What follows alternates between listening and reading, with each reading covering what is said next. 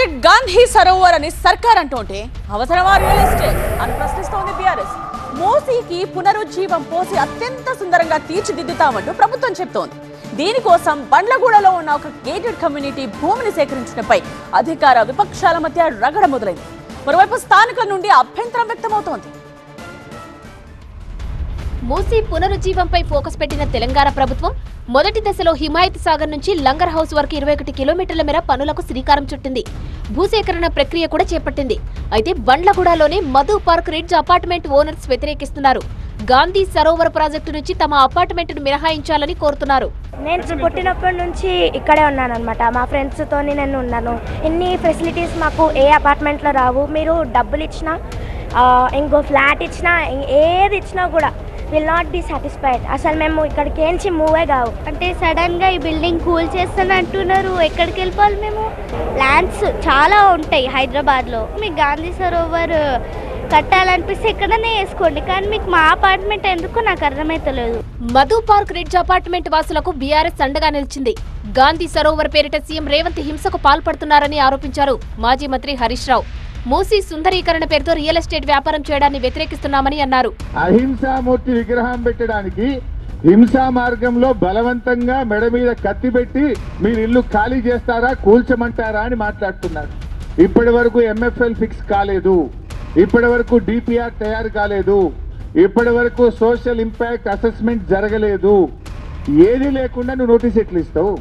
ప్రజలను రెచ్చగొట్టే విధంగా బీఆర్ఎస్ వ్యవహరిస్తోందంటూ కాంగ్రెస్ విమర్శిస్తోంది. DPR ఎప్పుడు వస్తుందో కూడా తెలియకుండా హరీష్ రావు మాట్లాడుతున్నారని ఎంపీ చామల ఆరోపించారు. DPR ఎప్పుడు వస్తుంది హరీష్ రావు గారు? ఫస్ట్ మన ప్రాజెక్ట్ కి ఎంత ల్యాండ్ ఎక్వేషన్ చేసుకుంటే ఆ ల్యాండ్ ఎక్వేషన్ బట్టి DPR ఇస్తారు ఏమేమి కట్టాలో. ముందు ల్యాండ్ ఎంత ఉందో మెజర్మెంట్ చేసినప్పుడే కదా నోటీసులు ఇచ్చేది. హరీష్ రావు గారు డెఫినెట్ గా మీరు చేసే ప్రయత్నాలన్నీ కూడా ఫలించవు. ఈ ప్రభుత్వం ఎట్టి పరిస్థితిలో అభివృద్ధి నినాదంగా ముందుకు పోద్ది.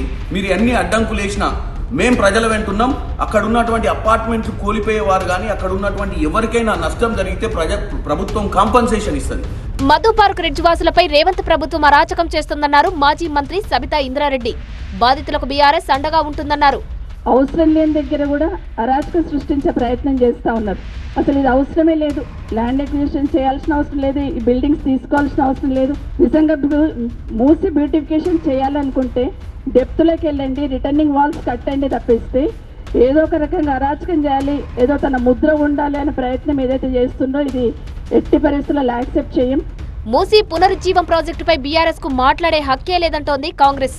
మూసీ పునరుజ్జీవం ప్రాజెక్టు బాధితులకు ప్రభుత్వం న్యాయం చేస్తుందని ధీమా వ్యక్తం చేశారు టీపీసీసీ చీఫ్ మహేష్ గౌడ్. మల్లన్న సాగర్ లో నిర్వాసిత వారికి ఏ రకంగా ఇబ్బంది పెట్టారు?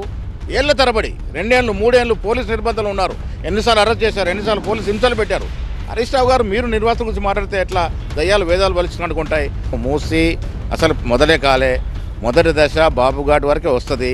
అక్కడ వరకు ఉన్నటువంటి ఇల్లు కానీ మిగతా వాళ్ళకి డిస్టర్బ్ అయితే అందరు కూడా సరైన న్యాయం చేస్తుంది ప్రభుత్వం.